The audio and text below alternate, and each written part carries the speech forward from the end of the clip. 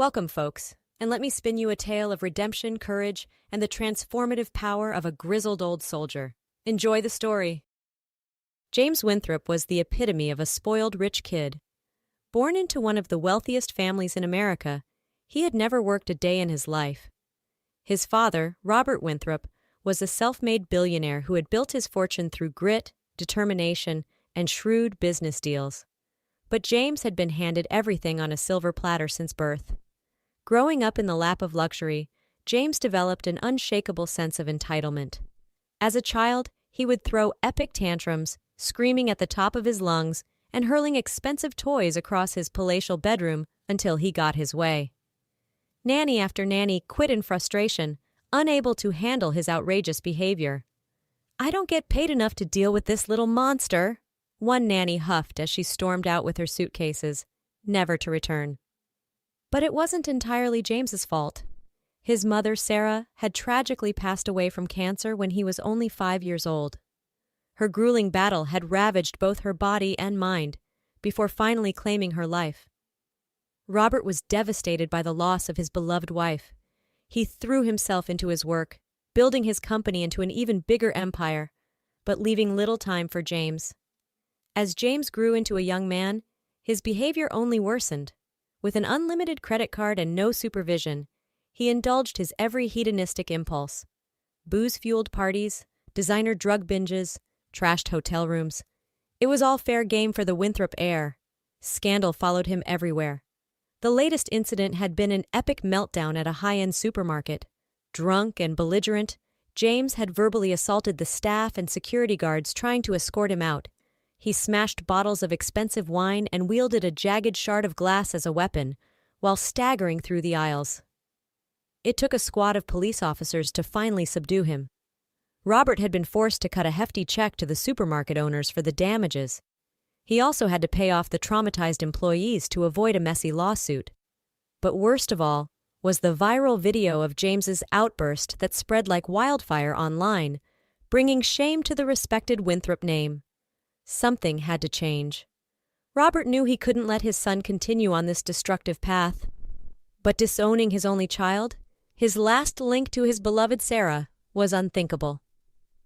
Late one sleepless night, staring at a photo of Sarah on his mahogany desk, Robert made a decision.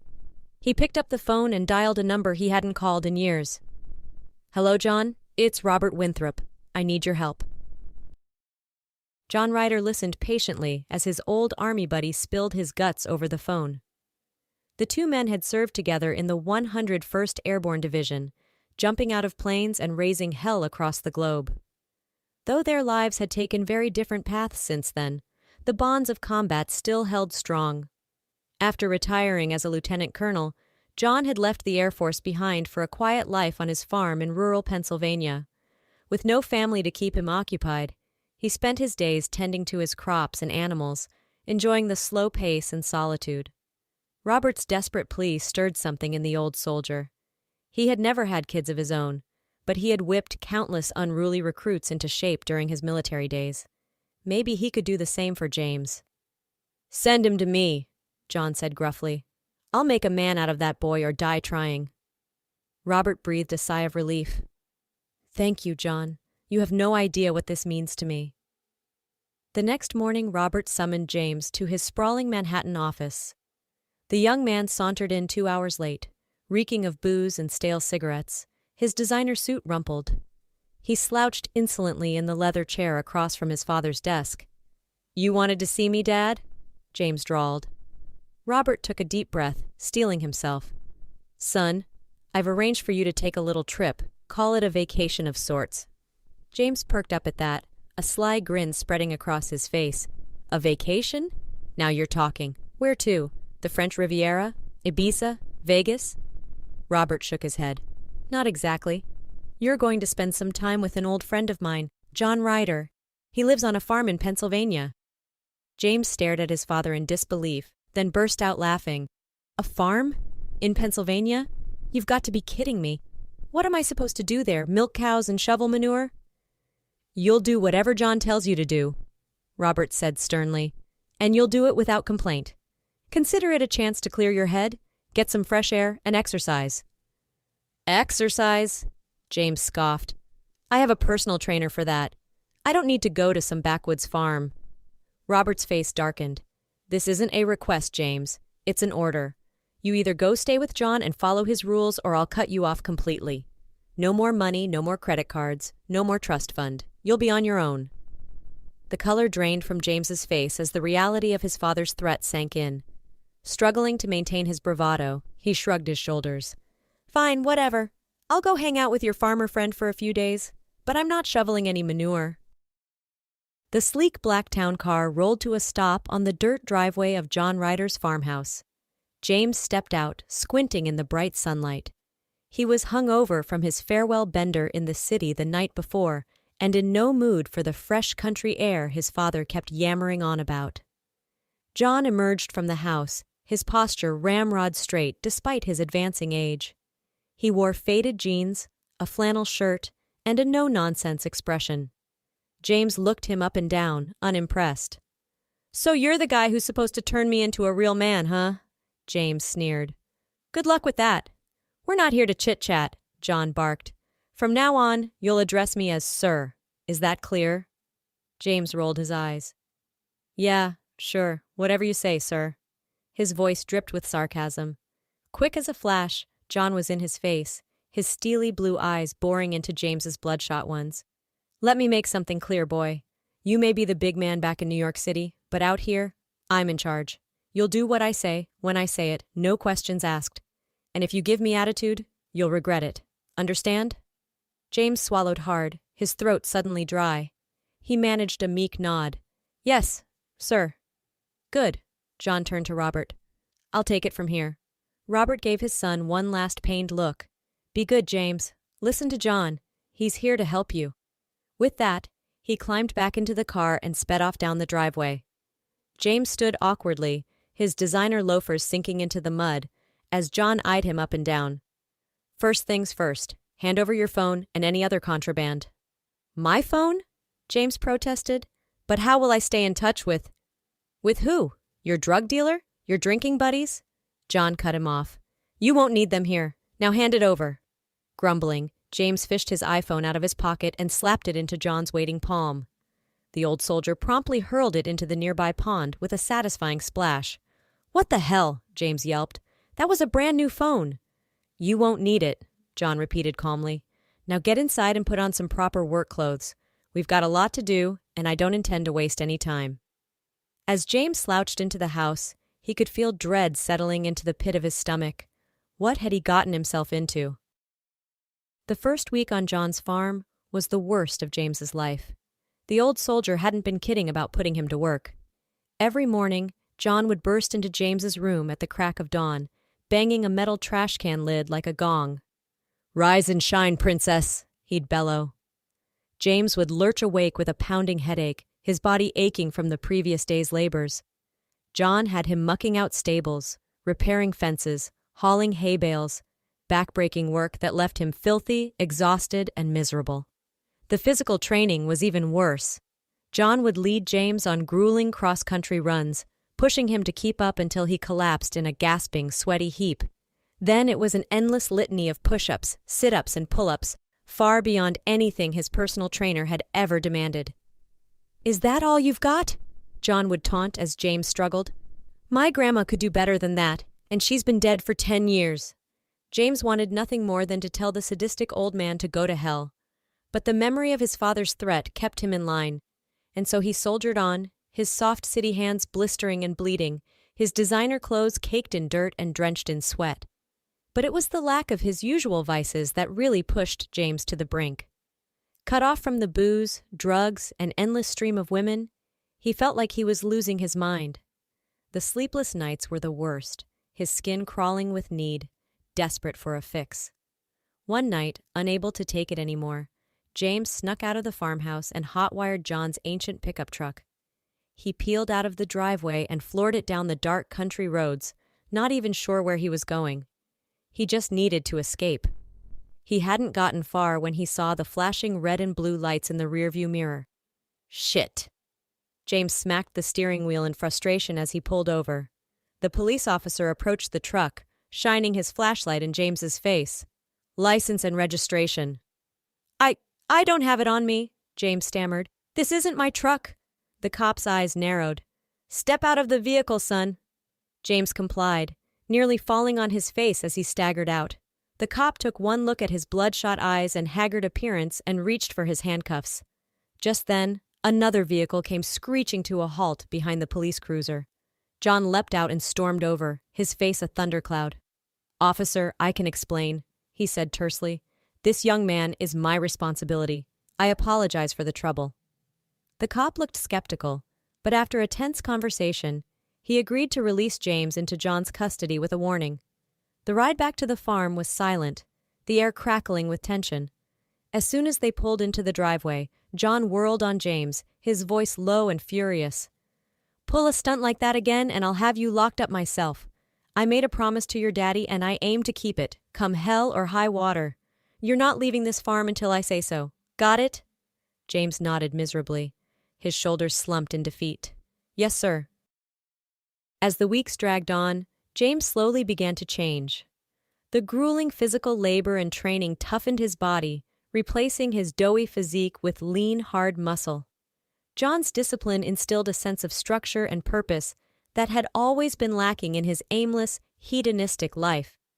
But the biggest transformation was in James's attitude. Stripped of his wealth and status, forced to confront his own weakness and inadequacy, he started to see the world differently. The entitlement and arrogance that had always defined him began to melt away, replaced by a growing humility and determination. John watched the change with quiet satisfaction, his gruff exterior concealing a glimmer of pride. He began to share bits of hard-earned wisdom with James as they worked side by side in the fields or sat on the porch in the evening, sipping iced tea. You know why I push you so hard, boy? He asked one night. It's because I see potential in you. You've got a chance to be more than just another spoiled rich brat, but you've got to earn it. Ain't nothing in this life comes free. James nodded slowly, absorbing the words. For the first time in his life, he felt a flicker of something like purpose. Maybe there was more to him than just being Robert Winthrop's screw-up son. As the summer wore on, James found himself spending more and more time with Sarah, the pretty farmhand who helped out on John's property. With her sun-kissed skin, twinkling blue eyes, and easy laugh, she was unlike any girl he had ever met back in the city. At first, James tried to charm her with his usual playboy tactics, but Sarah saw right through his act, calling him out on his bull with a sharp wit that left him tongue-tied and blushing. Intrigued, James found himself actually trying to engage her in real conversation, listening intently as she talked about her dreams of going to college and seeing the world. Slowly but surely, a genuine bond began to form between them. They would steal moments together whenever they could, lingering by the water pump, brushing hands as they reached for tools, exchanging secret smiles across the dinner table. For the first time, James felt the stirrings of something real, something beyond the superficial flings he was used to. But trouble was brewing on the horizon. A group of local toughs had taken a disliking to the city slicker invading their turf. They'd cruise by the farm in their souped-up trucks, hurling insults and empty beer cans. John warned James to steer clear, but he was done backing down from bullies. Things came to a head one night at the local dive bar. James was shooting pool with Sarah when the gang leader shouldered up to him, reeking of cheap booze and cheaper cologne. "Why don't you run on back to your penthouse, pretty boy," he sneered, "and leave the girl for a real man?" James refused to take the bait, turning back to the pool table. But then the thug made the mistake of grabbing Sarah's arm, leering down at her. "Come on, honey, ditch this loser and I'll show you a real good time." Something snapped inside James. Before he knew what he was doing, he had whirled around and cracked his pool cue across the goon's face. The man reeled back, blood spurting from his shattered nose. All hell broke loose. The rest of the gang jumped James, fists and boots flying. But months of hard training had honed his reflexes and toughened his body. He fought like a man possessed, taking as good as he got, determined to protect Sarah. It was a brutal, bloody brawl. By the time John and the bartender managed to break it up, James was barely standing, his face a mess of cuts and rapidly swelling bruises. but he had sent a clear message. He wasn't going to let anyone push him or the people he cared about around anymore. John half-carried James out to his truck, Sarah hovering anxiously at their side. As they bumped down the dark country roads back to the farm, John glanced over at his battered young charge. "Proud of you, kid," he said gruffly. "You showed some real heart back there." Through his one good eye, James managed a weak grin. "Learned from the best, sir." The next morning, James limped into the kitchen, his face a patchwork of bandages and bruises. John looked up from his coffee, eyeing him appraisingly. "How you feeling, Rocky?" James eased himself into a chair with a wince. "Like I went 10 rounds with a meat grinder, but I'll live." John nodded, satisfied. "Good, because we need to talk about your future." James felt a flicker of apprehension. Was John about to tell him it was time to go back to New York? The thought filled him with a surprising sense of dread. Somewhere along the way, this farm, these people, had started to feel like home. But John's next words took him by surprise. "I've been thinking, kid. You've come a long way these past months, showed a lot of grit and determination. I think you've got what it takes to make something of yourself, something real." James leaned forward, his heart pounding. "What do you mean?" John fixed him with a level gaze. "I mean the military, son. I think you should enlist. The army could use a man like you. It'll give you structure, purpose, a chance to serve something bigger than yourself. And with my recommendation, you could even go to officer candidate school, become a leader of men." James sat back, stunned. The military? Him? It was the last thing he would have ever considered before. But now the idea took root in his mind, filling him with a sense of excitement and possibility. A chance to forge his own path, step out of his father's shadow, make a real difference in the world. He thought of Sarah, of the future they could build together. With the discipline and skills he would learn in the army, he could become a man worthy of her, someone who could give her the life she deserved. James met John's eyes, a slow grin spreading across his battered face. "I'm in, sir. Where do I sign up?" 2 months later, Robert Winthrop's sleek black town car once again rolled down the dirt driveway of John Ryder's farm. But the man who stepped out was not the same one who had dropped off a surly, spoiled boy that summer day. James strode forward to greet his father, his posture straight and proud in his crisp new army dress uniform. The transformation was stunning. Gone was the petulant, entitled brat. In his place stood a confident, disciplined young soldier. Robert stared at his son, his eyes glistening with emotion. "James," he said hoarsely, You look like a man." James clasped his father's hand firmly. "I am a man, Dad. Thanks to John. He saved my life out here, gave me a purpose, a path forward. I'm joining the army. I'm going to make something of myself, make you proud." Robert pulled his son into a fierce embrace, his voice choked with tears. "I'm already proud, son. So damn proud. Your mother would be too." John watched the reunion from the porch, a satisfied smile playing at the corners of his mouth. He had done his job, taken a lost, broken boy and forged him into a man. The kid had a long road ahead of him, but he had the tools now to make it. That night, the 3 men sat on the porch, sipping bourbon and swapping stories under the star-strewn Pennsylvania sky. James regaled them with his plans for the future. Basic training, officer candidate school, maybe even airborne school following in John's footsteps. "I'm going to make a difference," he vowed. "Be a leader, serve my country. And when I'm ready, I'm going to come back and marry Sarah, give her the life she deserves." Robert raised his glass in a toast. "To the future," he declared, "and to second chances." "Hooah!" John echoed, clinking his glass against the others. It was a moment none of them would ever forget. A moment of pride, of hope, of new beginnings. James Winthrop had entered that farm a spoiled, lost boy. He left it a man with a purpose, ready to take on the world, and he owed it all to the tough love and unshakable faith of one grizzled old soldier who had never given up on him. 1 year later, James and Sarah stood hand in hand at the altar, their eyes shining with love and joy. He cut a dashing figure in his dress uniform, the gold bars of a second lieutenant gleaming on his shoulders. She was radiant in a simple white gown, a crown of wildflowers in her hair. The small church was packed with friends and family from both the city and the country. Robert Winthrop sat in the front pew, his eyes misty with pride and remembrance. Beside him, John Ryder stood ramrod straight, his chest bedecked with gleaming medals, a rare smile softening his craggy face. As the happy couple exchanged their vows, James reflected on the incredible journey that had brought him to this moment. The spoiled, reckless boy he had once been seemed like a distant memory. In his place stood a man of courage, honor, and purpose, ready to take on whatever challenges life threw his way. He squeezed Sarah's hand, his heart swelling with love and gratitude. She had stood by him through it all, believed in him even when he hadn't believed in himself. With her by his side, he felt like he could conquer the world. As the priest pronounced them husband and wife, the church erupted in cheers. James pulled Sarah into his arms, kissing her deeply, pouring all his love and devotion into that one perfect moment. And as they walked out into the bright sunlight, ready to embark on their new life together, James knew that he was exactly where he was meant to be.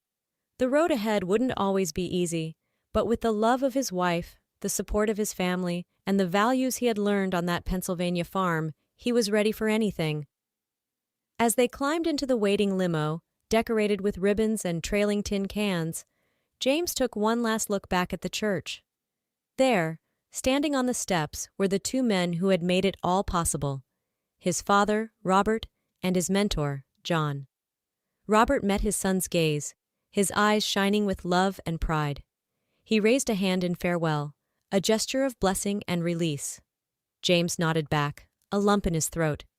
He knew his father had struggled to let go of the dreams he had once had for his only son. But in the end, Robert had come to understand that James needed to forge his own path, find his own way to make a difference in the world.